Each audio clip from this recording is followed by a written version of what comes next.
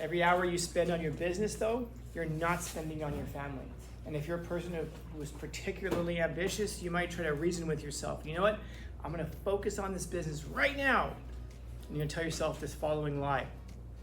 And once it's established, then I'll be settled. I can spend all the time in the world with my family. Yeah, and when is your business ever established to your satisfaction? Yeah, if you're an ambitious person, it never will be. You're gonna wake up one day, like 50-something years old, and you're gonna look over at this person that you're married to and go like, I barely even know you. That person will probably know your children very, very well because they'll spend a lot of time with them. But you'll be entirely estranged, and you'll be thinking, where'd that time go? And of course, the tragedy of that is all that stuff that you've missed cannot be re-experienced. First steps, first recitals, first this, first that. And so you have to prioritize life because it's true. It is short. It's very short. The more you enjoy it, the more things you find to fill your days, the shorter it gets. And so prioritize it. This isn't a way of saying anything negative, anything sad. It's a way of saying like, crap, there's so much to do. And you realize you can't do it all. At least not all of it effectively.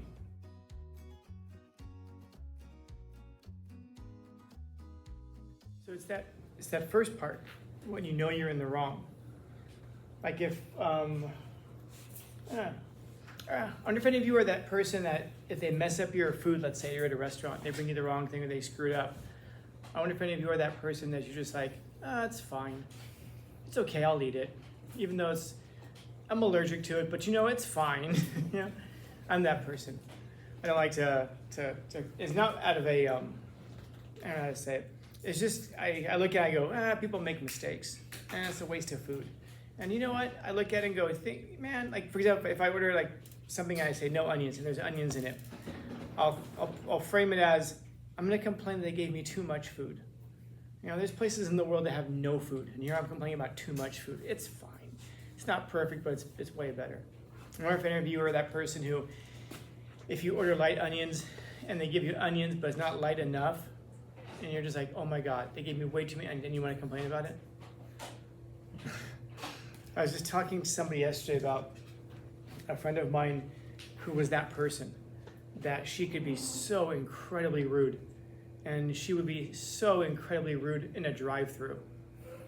There's a lot of courage in that car. When you're rude to somebody and you're in the drive-through, there's a lot of courage in that car.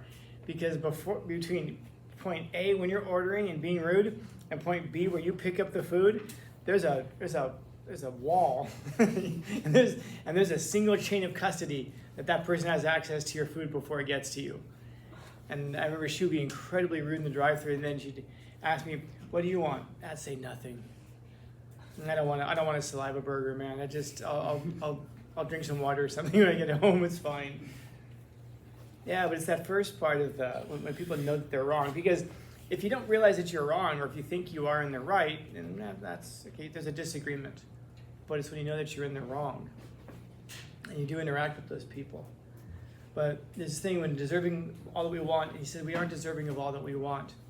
I was talking to a former student yesterday. He came by to visit, and we were leaving and we were staying in the parking lot. I was talking last period. He asked me, he's at this crossroad where he broke up with his girlfriend, and he was focusing on this business thing he wants to do. And then he was saying that he has this new girl that he's talking to. But they're just friends, but they cuddle. Right, I'm like, friends. And he's like, well, yeah, but I go, man, it's amazing to me how many gymnastics some people have to do to try to make sense of a relationship or to explain it. Like, well, we're just friends. I'm like, so if you grab one of your homies and cuddled with him, it's all the same. And he's like, no. I go, okay, well then you get it. And so he finally, after some talking and after some questioning, he came to acknowledge and said, yeah, I don't want her right now because I'm focusing on the business, but I don't want somebody else to take her either. So he acknowledged that he was trying to get her to be emotionally attached to him so that she wouldn't go with somebody else, so that when he was ready, whenever that was, he would be able to turn back and say, okay, now I'm ready, and everything will be perfect. I'm like, yeah, that's the problem with language. Like I was saying, that you use language and you use manipulation to try to bend the world, to try to change the direction of another person's life to intersect yours whenever you're ready. And I'm asking, so how fair is this? And he's like, well, not when you put it that way. I go, you mean like the honest way? He's like, yeah. And we got to talking, and he kind of came to understand that this whole idea that you can have it all is just not real. You know, people say, oh no, you can have it all. You can have the career, you can have the relationship, you can have the family, you can have the friendships, you can have the hobbies. And he's coming to realize at this point that there are only 24 hours in the day. That's it, man. And the more and the longer I live, the more I really understand that there are only 24 hours in the day. Because this person last night, for example, asked me if I could, wanted to finish the conversation. So he asked me, could you give me a call like when you're driving right now? I said, actually, I would go home, shower, go to the gym. I can try to get you back afterwards. He says, okay. By the time I went to get back to him after the gym, I had 3 more people who had reached out to me to talk about things. I was up until like 1 o'clock in the morning, never got a chance to get this person back. And I was thinking like, crap, I felt incredibly guilty. And I'm thinking, yeah, well, there's only 24 hours in the day, you know? And when you start to find the things that you really love in your life, that broad expanse of your day really starts to narrow. In other words, you might be thinking, I got 24 hours, and you're scrolling through stuff, and you're just like, I'm bored. The problem in life is not that there's nothing to do. When you start to live, you start to realize the problem in life is that there's too much to do. You have too many things that you enjoy. You want to talk to your friends. You want to hang out with them. You also maybe have a hobby or something that you really enjoy. You also really want to focus on a business maybe. And maybe also there's a relationship. And you have all of these things now, and you have to juggle them. Oh, and you have to sleep, by the way, also. And you have to eat as well. And so you start trying to make more of it fit, like, I can talk to my friends while I'm eating. And then you start to realize that the problem is not that there's nothing to do. The problem is there's too much to do, and you want to do all of it. Then you start thinking, crap, but there's also those things I don't want to do.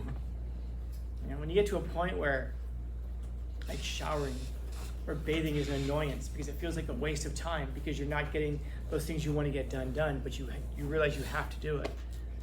You know, I was telling second period that for myself, how best to spend the time just inevitably every single day becomes the question. And it strikes me as something that's just, it's like unspeakably sad in a life that's short as ours is. Because there's so much to do, especially when you start to find the things you want to do. And you realize the problem is you can't do all of it. You want to have a fantastic relationship with your family? If you want to have a business, your business will suffer. Well, I'll have my family involved in the business. Good luck. See how that works out for you. Maybe. For myself, I have 3 best friends in my life who I no longer am friends with because we went into business together, different occasions. It happens. And then with families, it's also very trying because you can't just separate out. Every hour you spend on your business, though, you're not spending on your family. And if you're a person who is particularly ambitious, you might try to reason with yourself. You know what? I'm going to focus on this business right now. And you're going to tell yourself this following lie. And once it's established, then I'll be settled. I can spend all the time in the world with my family. Yeah, and when is your business ever established to your satisfaction? Yeah, if you're an ambitious person, it never will be. You're gonna wake up one day, like 50-something years old, and you're gonna look over at this person that you're married to and go like, I barely even know you. That person will probably know your children very, very well because they'll spend a lot of time with them. But you'll be entirely estranged, and you'll be thinking, where'd that time go? And of course, the tragedy of that is all that stuff that you've missed cannot be re-experienced. First steps, first recitals, first this, first that.